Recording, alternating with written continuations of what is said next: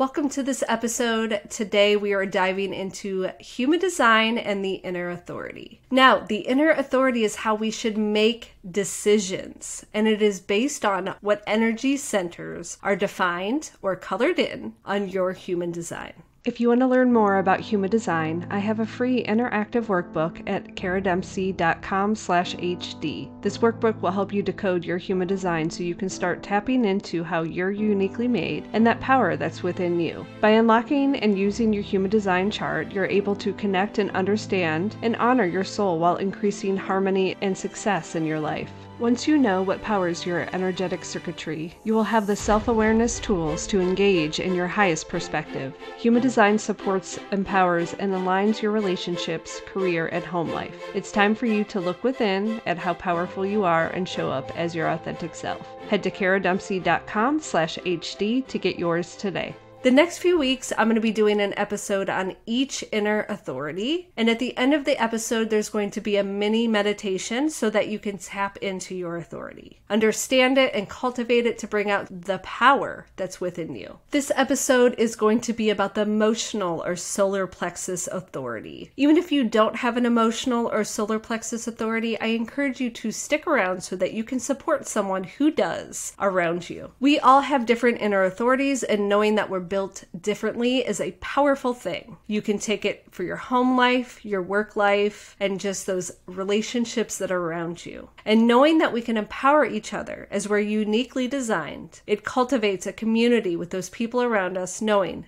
that we are all so different. So I hope you enjoy this series, and I will see you on the other side. Welcome to Float Activity, a place to inspire and empower beings to embrace self-love and self-development for an achievable balance of productivity. I share different ways to come back to your intuition through spirituality, self-care, human design, cycle planning, wellness, and everything in between. Thank you so much for joining me this week. If this is your first time, welcome. And if you've been here with me before, thank you so much for coming back. I'm so excited to join you in this journey as we learn together. Welcome to the Inner Authority series. We are going to be doing the emotional or solar plexus authority today. And what that means is that you need to be emotionally clear. It is a very common authority, and that if you know someone that you love shouldn't make decisions in their emotional roller coaster, that you can maybe better support them to make those wiser decisions. So I encourage you to stick around if you don't have a solar plexus and authority so that you can empower those around you. So emotional authority can be a generator, a manifesting generator, or projector, and it means that your emotional center is defined. And so let's back up a little bit and talk about what the inner authority is if you've just come to this episode. And the inner authority is how we make decisions, and it's how we really can elevate our intuition. When we can make decisions that are connected with our design, it really empowers us to live from a place of purpose so that we can do things that feel good to us. And so learning about your inner authority might seem like a little speckle on your human design, but it's one of the most powerful pieces, because I feel like if you're not living with your inner authority, your design, your type isn't going to resonate. And so the inner authority is the first piece. I feel like the second piece is the strategy. And so I hope that my next series will be on the strategy, because it's a really important piece for you to live these two aspects for that type to really resonate with you.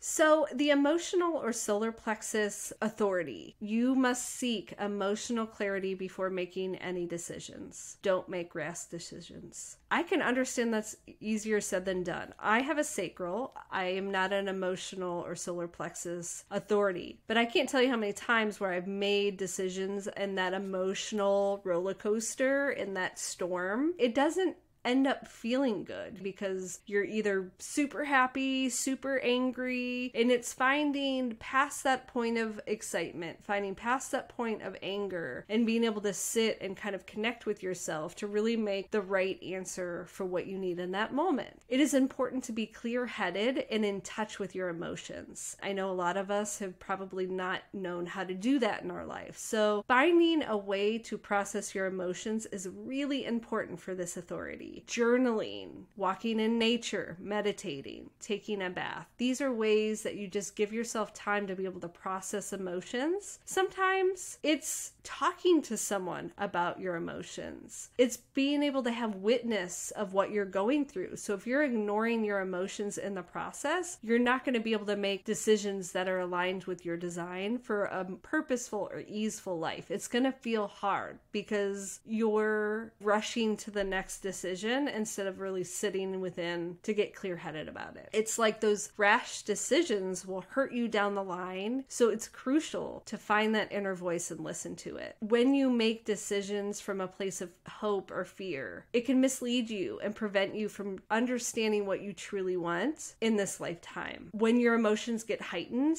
they paint a picture that's not sustainable. So if there's so much excitement about something, you make that decision when you're super excited for it, and then you're coming down from that high of excitement and you realize, oh, that doesn't feel as exciting as it once does. It's probably not the right answer for you. So being able to take a step back, witness your emotions, will bring a place of power and clarity. Know that it takes practice and it could be a complex process for you, but it is so worth it to give your space time to be able to let those emotions communicate with you and being able to trust yourself in the process. And finding that emotional balance, you will find clarity. So I recommend when you have this authority is to wait a day or two. Make sure you're through the storm, through the excitement, through the whirlwind, whatever that situation is bringing you. If you can wait a day or two, it's going to empower you to make those better decisions. If someone's rushing you to make a decision, maybe this is the time to communicate and say, I need a few days, so please put that in your consideration when you need a decision from me. And so it's understanding that's how you're built to make decisions, and that it's up to you to communicate that with other people so that they know how to empower you to bring out the best in yourself. And again, sounds easier than it is, but boundaries and setting those examples of what you need to thrive is the best investment you can put in yourself. When you begin to honor your emotional authority, you will begin to trust that decisions are made over time and not in the moment, that changing your mind is okay. When a decision is wrong, you will have felt excited when it was presented to you, and then you lose that feeling of excitement. It's probably time to say no to whatever it is. It's time to have that talk that is harder. If you look at it as an aspect of being upfront that you need time and telling people that isn't it better that I'm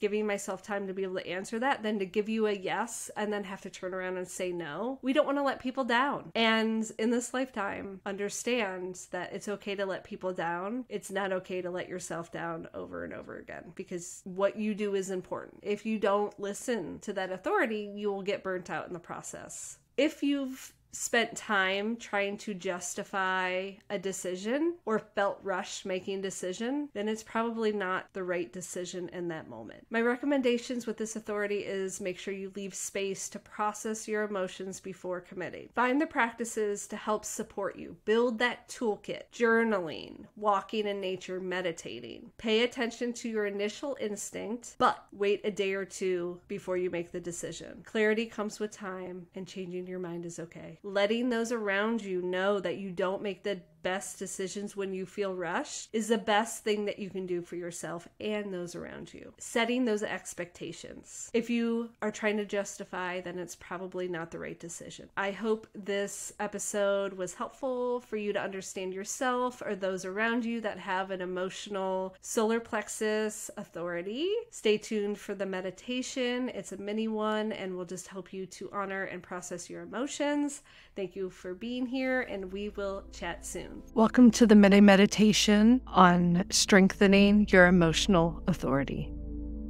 Taking the time to build this relationship with your authority will strengthen your intuition and will help bring light to the decisions that you need to make. Let's begin by sitting in a comfortable position. You can sit in the chair or on the floor, wherever is comfortable for you. Let's take a few moments to get grounded where you're at. Take a deep breath in and a deep breath out. And the more you practice with this connection, the stronger it will become.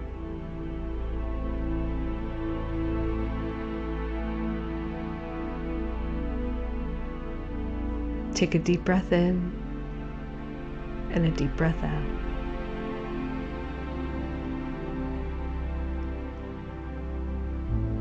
Having an emotional authority means that you need to leave time and space for you to make decisions. When you have a wave of emotions, you are not meant to make a decision that is right for your mind, body, and soul.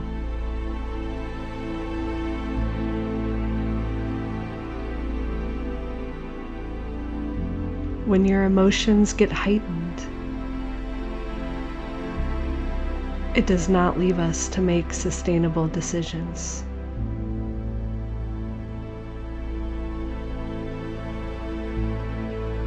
If you've made a decision in the wave of excitement and that it no longer feels good to you, then it might be time to take a step back, to witness your emotions, and bring in the power of clarity.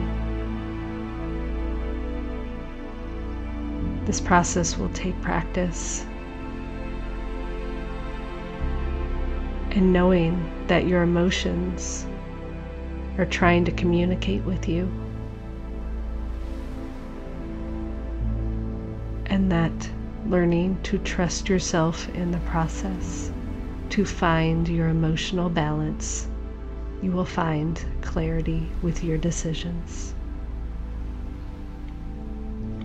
So take a deep breath in and a deep breath out, and know that you may need to spend a few times in the next couple days to connect with your emotions, to see what they're telling you. You are not meant to be rushed when you need to make a decision, and that it's up to you to communicate your needs around this.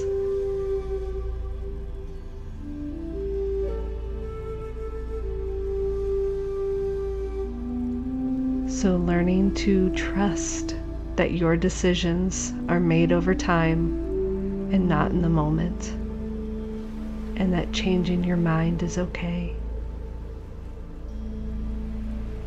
Take a deep breath in and a deep breath out.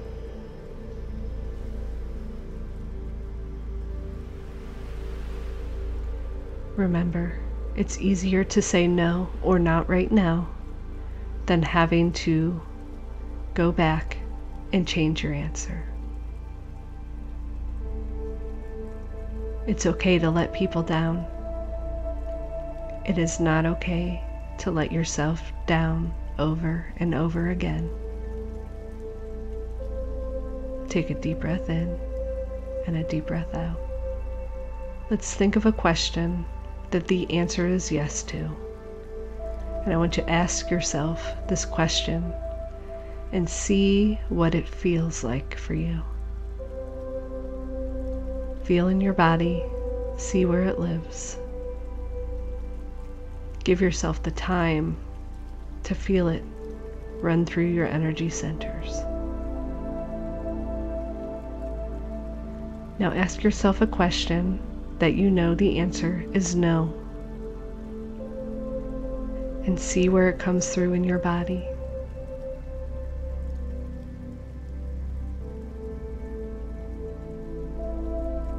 The more you practice feeling your decisions within your body and leaving time and space to process, the stronger your relationship with making decisions will become.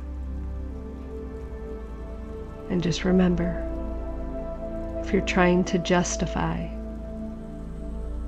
then it's probably not the right decision. Feel free to save this episode and come back to it as many times as you need. Thanks for being here, and we'll chat soon.